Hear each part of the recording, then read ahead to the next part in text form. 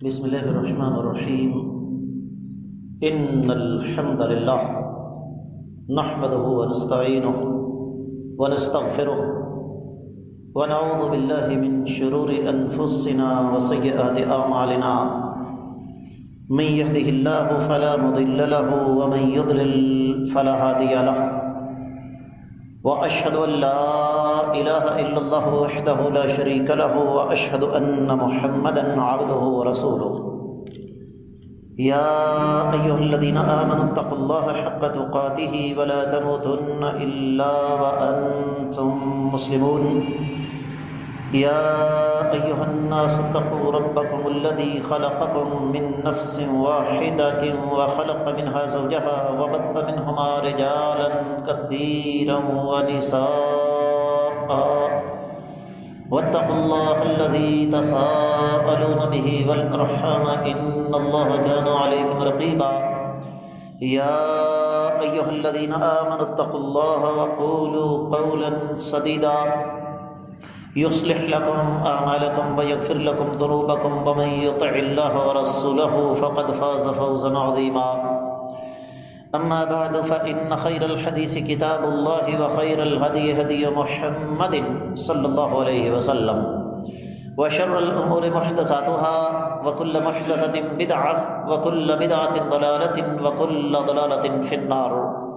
قال الله تبارك وتعالى بعد أعوذ بالله السميع العليم من الشيطان الرجيم بسم الله الرحمن الرحيم قاف والقرآن المجيد بل عجبوا أن جاءهم منذر منهم فقال الكافرون هذا شيء عجيب أإذا متنا وكنا ترابا ذلك رجع بعيد قد علمنا ما تنقص الأرض منهم وعندنا كتاب حفيظ بل كذبوا بالحق لما جاءهم فهم في أمر مريج أفلم ينظروا إلى السماء فوقهم كيف بنيناها وزيناها وما لها من فروج والأرض مددناها وألقينا فيها رواسي وأنبتنا فيها من كل زوج بهيج تبصرة وذكرى لكل عبد منيب. ونزلنا من السماء ماء مباركا فأنبتنا به جنات وحب الحصيد والنخل باسقات لها طلع نضيد رزقا للعباد وأحيينا به بلدة ميتا كذلك الخروج كذبت قبلهم قوم نوح وأصحاب الرس وثمود وعاد وفرعون وإخوان لوط وأصحاب الأيكة وقوم تبع كل كذب الرسل فحق وعيد أفعينا بالخلق الأول بل هم في لبس من خلق جديد وَلَقَدْ خَلَقْنَا الْإِنسَانَ وَنَعْلَمُ مَا تُوَسْوِسُ بِهِ نَفْسُهُ وَنَحْنُ أَقْرَبُ إِلَيْهِ مِنْ حَبْلِ الْوَرِيدِ إِذْ يَتَلَقَّى الْمُتَلَقِّيَانِ عَنِ الْيَمِينِ وَعَنِ الشِّمَالِ قَعِيدٌ مَا يَلْفِظُ مِنْ قَوْلٍ إِلَّا لَدَيْهِ رَقِيبٌ عَتِيدٌ وَجَاءَتْ سَكْرَةُ الْمَوْتِ بِالْحَقِّ ذَلِكَ مَا كُنتَ مِنْهُ تَحِيدُ ونفخ في الصور ذلك يوم الوعيد وجاءت كل نفس معها سائق وشهيد لقد كنت في غفلة من هذا فكشفنا عنك غطاءك فبصرك اليوم حديد وقال قرينه هذا ما لدي عتيد ألقيا في جهنم كل كفار عنيد مناع للخير معتد مريب الذي جعل مع الله إلها آخر فألقياه في العذاب الشديد قال قرينه ربنا ما أطغيته ولكن كان في ضلال بعيد قال لا تختصموا لدي وقد قدمت إليكم بالوعيد ما يبدل القول لدي وما أنا بظلام للعبيد يوم نقول لجهنم هل امتلأت وتقول هل من مزيد وأزلفت الجنة للمتقين غير بعيد هذا ما توعدون لكل أواب حفيظ من خشي الرحمن بالغيب وجاء بقلب منيب ادخلوها بسلام ذلك يوم الخلود لهم ما يشاءون فيها ولدينا مزيد وكم أهلكنا قبلهم من قرن هم أشد منهم بطشا فنقبوا في البلاد هل من محيص إن في ذلك لذكرى لمن كان له قلب أو ألقى السمع وهو شهيد ولقد خلقنا السماوات والأرض وما بينهما في 6 أيام وما مسنا من لغوب فاصبر على ما يقولون وسبح بحمد ربك قبل طلوع الشمس وقبل الغروب ومن الليل فسبحه وأدبار السجود واستمع يوم ينادي المناد من مكان قريب يوم يسمعون الصيحة بالحق ذلك يوم الخروج إنا نحن نحيي ونميت وإلينا المصير يوم تشقق الأرض عنهم صراعا ذلك حشر علينا يسير نحن عالم بما يقولون وما أنت عليهم بجبار فذكر بالقرآن من يخاف وعيد. معزز خواتین و حضرات، میں سب سے پہلے اپنے آپ کو اور اس کے بعد آپ سب کو اللہ تعالیٰ سے ڈرنے کی تلقین کرتا ہوں۔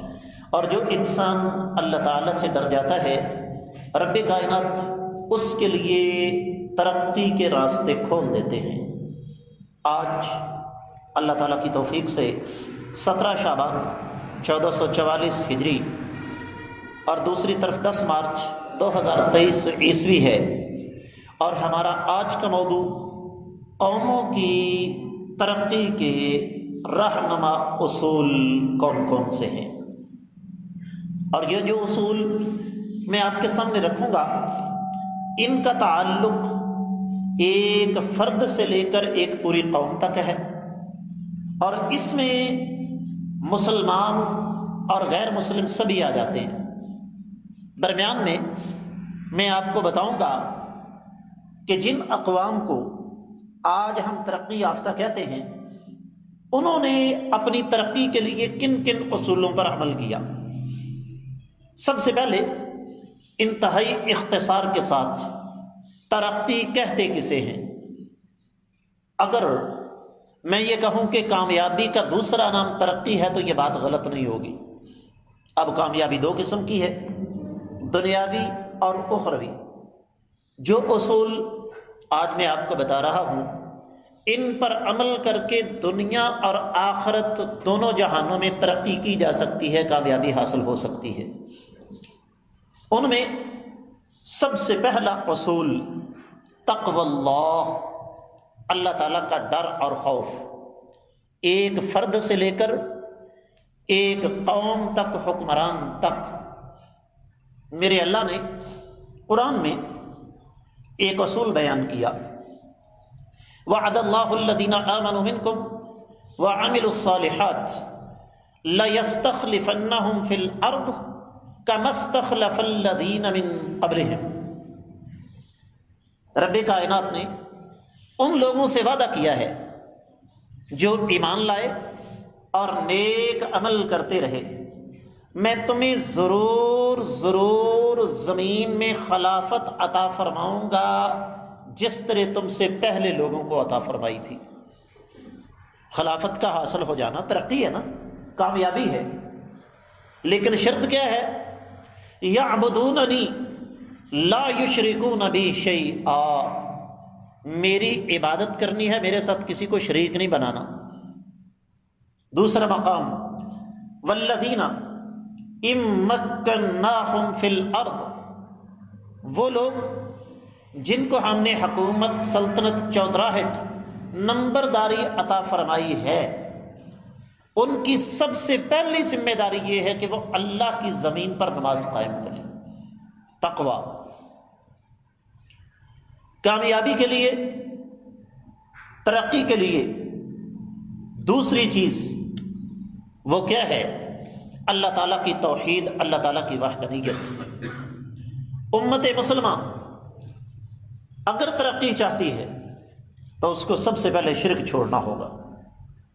آئیے ذرا عالمی سطح پر بات کرتے ہیں۔ اسلامی ممالک میں جن ملکوں کو آپ ترقی یافتہ کہتے ہیں، ان میں سعودی عرب کا ایک نمایاں نام ہے، اور میں نے زندگی کے 7 سال وہاں گزارے ہیں۔ جو لوگ حج عمرہ کرنے جاتے ہیں وہ اس بات کو اچھی طرح جانتے ہیں کہ وہاں پر حالات کیا ہیں۔ میں یہ نہیں کہتا وہاں سارے فرشتے بستے ہیں، لیکن اگر کوئی مجھ سے یہ سوال کرے کہ سعودی عرب کی ترقی کا راز کیا ہے، تو میں ایک لفظ میں جواب دوں گا کہ اللہ تعالیٰ کی توحید، اللہ کی وحدانیت۔ سعودی عرب میں اللہ تعالیٰ کے ساتھ شرک نہیں ہوتا۔ انفرادی اور اجتماعی سطح پر اگر ہم ترقی اور کامیابی چاہتے ہیں تو ہمیں توحید کی شاہراہ پر چلنا ہوگا۔ تیسرا اصول اتباع سنت۔ میرے اللہ نے ہمیں کائنات کے امام صلی اللہ علیہ وآلہ وسلم کی شکل میں ایک ایسی ہستی عطا فرما دی کہ جن کے اپنے تو اپنے غیر بھی معترف ہیں۔ آج تک انسانی تاریخ میں جس ہستی پر سب سے زیادہ لکھا گیا اور جس ہستی کی تعریف غیروں نے سب سے زیادہ کی ہے وہ محمد رسول اللہ صلی اللہ علیہ وسلم. اور آقا علیہ الصلوۃ والسلام کی اصل محبت وہ کیا ہے؟ اتباع اور اطاعت، جس سے آج کا مسلمان پیچھے ہٹ چکا ہے، آقا علیہ الصلوۃ والسلام کی اطاعت کو چھوڑ چکا ہے. آج کے مسلمان کی زندگی میں اتباع سنت دور دور تک نظر نہیں آتی. ترقی کیسے ہو سکتی ہے؟ اور یہ ایک بڑا وسیع موضوع ہے. مثلا کاروبار، بزنس، تجارت، اس میں کہاں ہے نبی علیہ الصلوۃ والسلام کے اصول جو نبی علیہ السلام نے ہمیں بتائے تھے؟ گھریلو زندگی میں کائنات کے امام صلی اللہ علیہ وسلم کے بتائے ہوئے اصول کہاں؟ معاشرتی زندگی میں آقا علیہ الصلوۃ والسلام کے بتائے ہوئے اصول کہاں؟ ترقی کیسے ممکن ہے؟ چوتھا اصول ولی الامر کی اطاعت. پتے کی بات سمجھا رہا ہوں. ایک ہے کوئی شخص برسر اقتدار آیا کیسے، وہ ایک علیحدہ ایشو ہے. خلیفہ وقت ہے، فیلڈ مارشل ہے، چیف مارشل ایڈمنسٹریٹر ہے، جمہوری صدر ہے، بگڑی ہوئی ہماری جمہوریت کے نتیجے میں بننے والا وزیر اعظم ہے. شریعت کہتی ہے یہ سارے کے سارے معاملات ایک طرف رکھو. جب وہ حکمران بن گیا، یا ایھا الذین آمنوا اطیعوا اللہ واطیعوا الرسول واولی الامر منکم، اے ایمان والو اللہ کی اطاعت کرو، نبی علیہ الصلوۃ والسلام کی اطاعت کرو، ان کی اطاعت میں رہتے ہوئے اپنے ولی الامر کی بھی اطاعت کرو. اور یاد رکھیے اسلام میں نہ سیاسی سطح پر نہ مذہبی سطح پر فرقہ واریت جائز ہی نہیں ہے. یہ جو ہمارے ہاں حزب اقتدار اور حزب اختلاف ہے نا، اسلام ان چیزوں کو نہیں مانتا. یاد رکھیے اسی کے تحت طاعت ولی الامر کے تحت لزوم الجماع، جماعت کو لازم پکڑنا، انتشار سے بچنا، افتراق سے بچنا. اور آج جن قوموں نے ترقی کی ہے ان کو جا کر آپ دیکھ لیں، وہ قومیں بے شک غیر مسلم ہیں، فکری طور پر، نظری طور پر ان کی سمت ایک ہے، وہاں پر ہر بندہ چودھری نہیں. چوتھی چیز، پانچویں چیز جو قوموں کو ترقی کے لیے ضروری ہے، اسلام نے ہمیں اصول دیے. اللہ کے نبی صلی اللہ علیہ وسلم نے ارشاد فرمایا الدین النصیحہ، دین خیر خواہی کا نام ہے. اس حدیث پر بہت کچھ کہا جا سکتا ہے، لیکن اختصار کے تقاضوں کے پیش نظر میں بات کو آگے بڑھاؤں گا. صحابہ کرام نے پوچھا دین خیر خواہی کس کے نام پر ہے؟ تو فرمایا للہ ولرسولہ ولأئمۃ المسلمین وعامتہم. دین خیر خواہی ہے اللہ کے لیے، نبی علیہ السلام کے لیے، مسلمانوں کے آئمہ کے لیے اور عام مسلمانوں کے لیے. اسلامی معاشرے میں اگر کوئی غیر مسلم بھی رہتا ہے تو اس کا احترام ہے. حدیث سن لیجئے، میرے آقا علیہ الصلوۃ والسلام نے ارشاد فرمایا کسی مردہ کی ہڈی توڑنا زندہ کی ہڈی توڑنے کے مترادف ہے.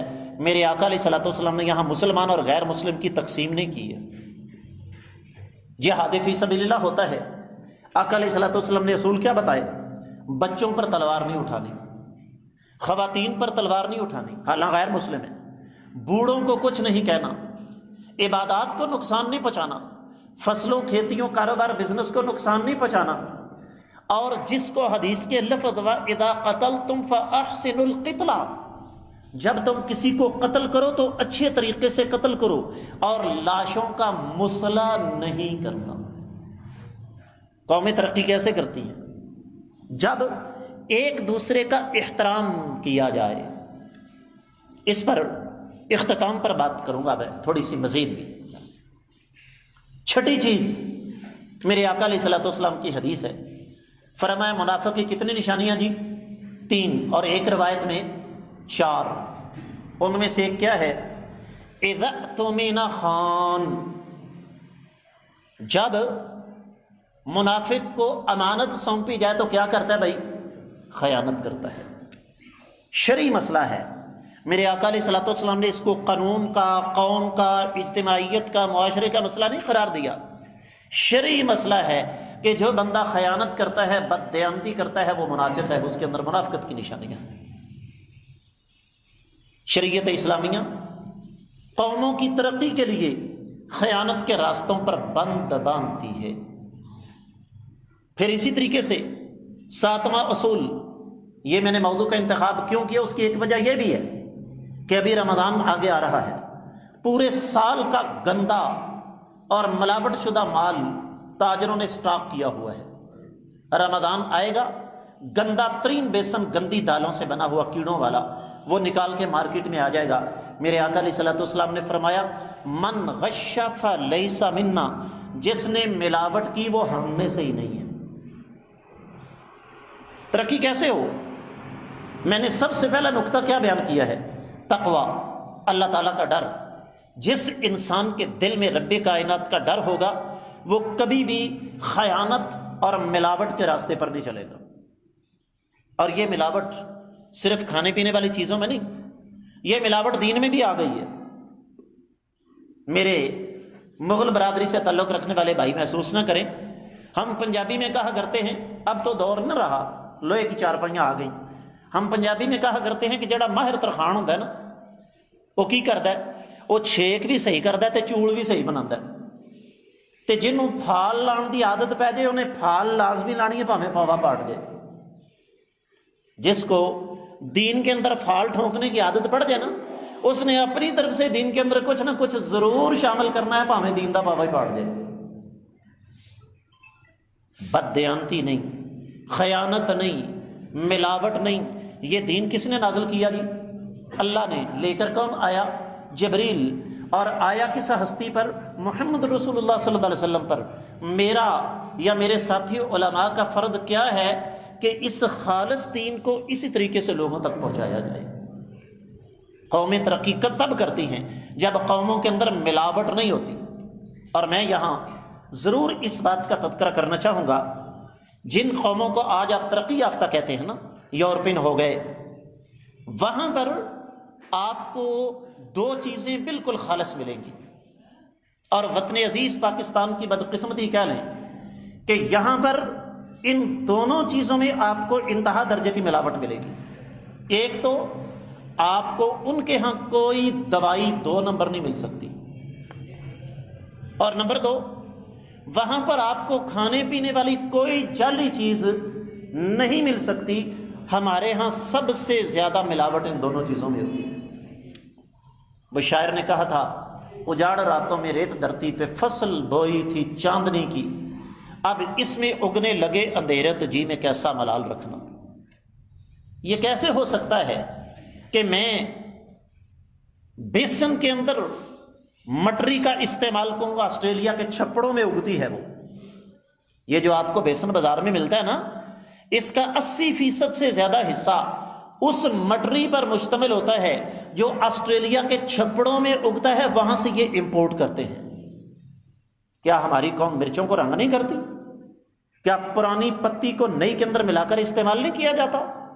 رمضان المبارک آئے گا، پورے جہان کا گند آپ کو کھلا دیا جائے گا، اور رمضان المبارک کا سیزن لگا کے ہمارے دکاندار کہاں جائیں گے جی؟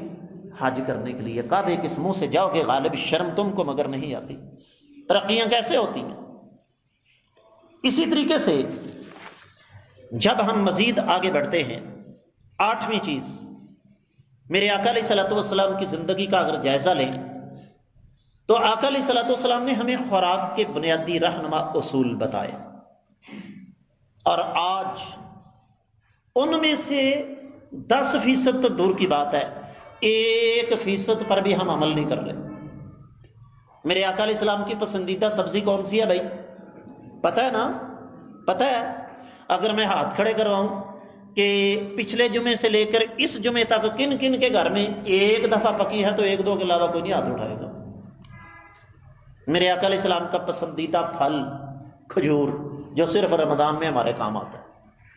میرے آقا علیہ الصلوۃ والسلام نے اونٹنی کا دودھ پیا، بکری کا دودھ پیا، گائے کا دودھ پیا، اور ہمارے ہاں سب سے زیادہ دودھ بھینس کا، وہ بھی ملاوٹ شدہ تھے، مجھ کا دودھ پی کے پھر سنڈیاں والی عقل ہی آنی ہے نا۔ قومیں ترقی کیسے کرتی ہیں؟ پھر مزید آگے بڑھیے، جن قوموں کو آج آپ ترقی یافتہ کہتے ہیں، جائیے جو میرے ایکسپورٹر بھائی وہاں آتے جاتے ہیں ان سے پوچھئے کہ وہاں صبح 6 بجے ساری مارکیٹیں کھل جاتی ہیں، اور یہاں 11-12 بجے سے پہلے سوال ہی نہیں پیدا ہوتا۔ صحت کا بیڑا غرق، کاروبار کے اندر بے برکتی۔ میرے آقا علیہ الصلوۃ والسلام نے ارشاد فرمایا، بورے کل امتی فی بکورہا، میرے اللہ نے میری امت کے لیے صبح خیزی کے اندر برکت رکھی ہے، اور جس ظالم آدمی نے صبح کا ناشتہ دن کے 11 بجے کرنا ہے، دوپہر کا کھانا 4 بجے کھانا ہے، اور شام کا کھانا رات کے 11 بجے کھا کے شیطان کے ساتھ شرط لگا کے سو جانا، ترقی اس نے حق کرنی۔ اور آگے بڑھیے،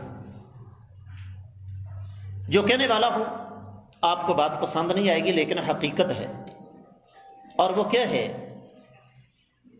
شرعی حدود و قیود کے اندر رہ کے جو ملکی قوانین شریعت سے متصادم نہیں ہیں، اگر کوئی بندہ ان قوانین کی پاسداری نہیں کرتا وہ اللہ کے ہاں مجرم ہے۔ اس بات کو میں ایک اور انداز سے آپ کے سامنے رکھتا ہوں۔ ہماری ان سڑکوں پر گاڑیاں چلانے والے ڈرائیور جب کینٹ جاتے ہیں، کیا خیال ہے جی؟ کبھی کسی نے اشارہ توڑا؟ کبھی کسی نے قطار توڑی ہے؟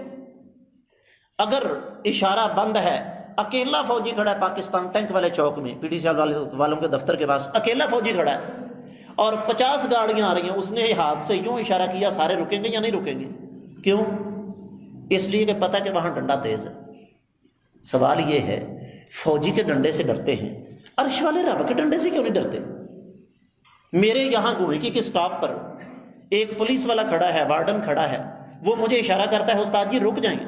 مجھے یہ بتائیے کہ مجھے روک کر اس کی تنخواہ میں اضافہ ہو جائے گا؟ کیوں روک رہا ہے؟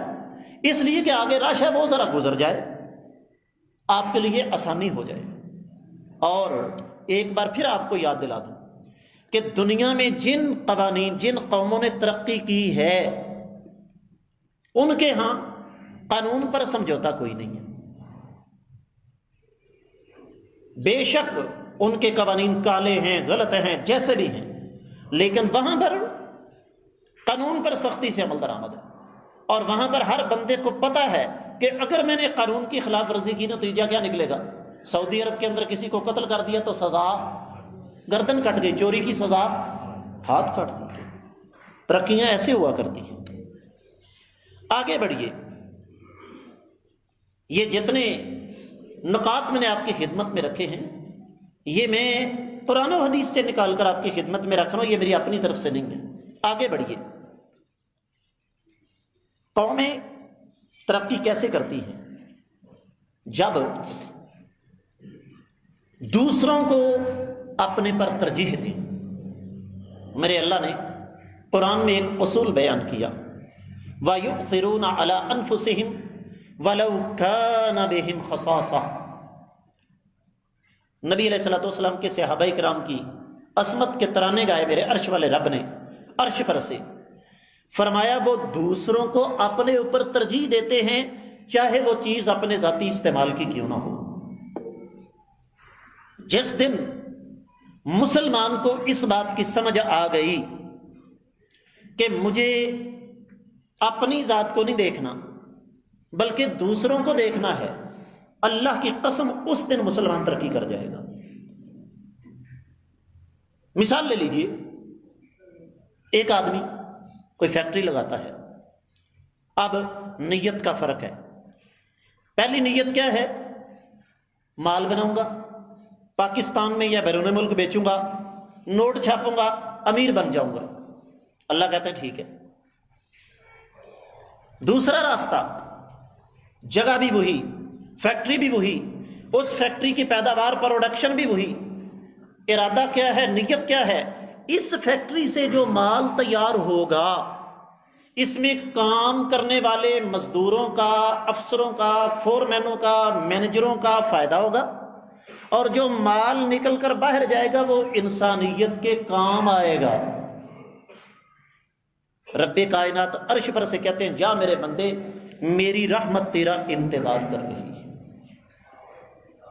کیا یہ کہانیاں ہیں کہ ایک جنگ کے موقع پر ایک صحابی کہتے ہیں میں زخمیوں کو پانی پلا رہا ہوں، اپنے ایک ساتھی کو میں نے دیکھا کہ وہ آخری دموں پر ہے، اس کے پاس گیا، پیالے میں پانی ڈالا، قریب سے کراہ سنائی دی کوئی پانی والا ہے، زندگی کی آخری سانسیں لیتا ہوا وہ صحابی کہتا جاؤ میرے بھائی کے پاس۔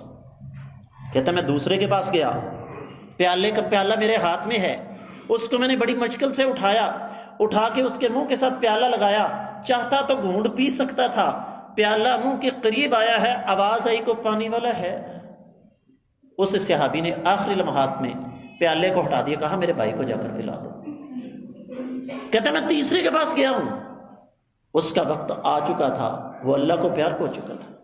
میں دوسرے کے پاس آیا، اس کے بھی دم مسافر، میں پہلے کے پاس آیا بھاگ کر، وہ بھی اللہ کو پیارا ہو چکا ہے۔ کیا یہ کہانیاں صرف سننے کے لیے، کانوں کی لذت کے لیے؟ اللہ کے لیے، اللہ کے لیے ترقی کے بنیادی اصول لے لو، اور ترقی کے بنیادی اصولوں میں سے ایک کیا ہے؟ اپنے بارے میں نہیں، اپنے بارے میں نہیں، دوسروں کے بارے میں سوچو۔ میرے آقا علیہ الصلوۃ والسلام اگر اپنی ذات کے بارے میں سوچتے تو مکہ کی زندگی میں جب مکہ والے آقا علیہ السلام کے پاس آئے تھے، کہنے لگے مانگو کیا مانگتے ہو؟ حکومت چاہیے؟ جی نہیں۔ کوئی عورت پسند ہے؟ بالکل نہیں۔ دولت چاہیے؟ نہیں۔ نعوذ باللہ کوئی نفسیاتی مسئلہ ہے، علاج کروانا ہے؟ بالکل نہیں۔ چاہتے کیا ہو؟ کہا چاہتا یہ ہو ظالموں جہنم کے راستے سے ہٹ کے جنت کے راستے پر چلو۔ ترقیاں کرنے کے لیے اپنی سوچ کو، اپنی فکر کو تبدیل کرنا پڑتا ہے۔ میرے آقا علیہ السلام کی حدیث سنیے، فرمایا ان اللہ فی عون العبد ما دام العبد فی عون اخیہ، جب تک میرا بندہ اپنے کسی بھائی کی مدد کے لیے کمر بستہ رہتا ہے، عرش والا رب اس کی مدد کے لیے کمر بستہ رہتا ہے۔ جمعہ پڑھنا ابھی کیا بگڑ جاتا ہے؟ نکل رہے ہیں نا، آپ کے ساتھ ایک بھائی نکل رہا ہے، 2 قدم پیچھے ہٹ جائیں، بھائی جان تشریف لے جائیں، کیا ہو جائے گا؟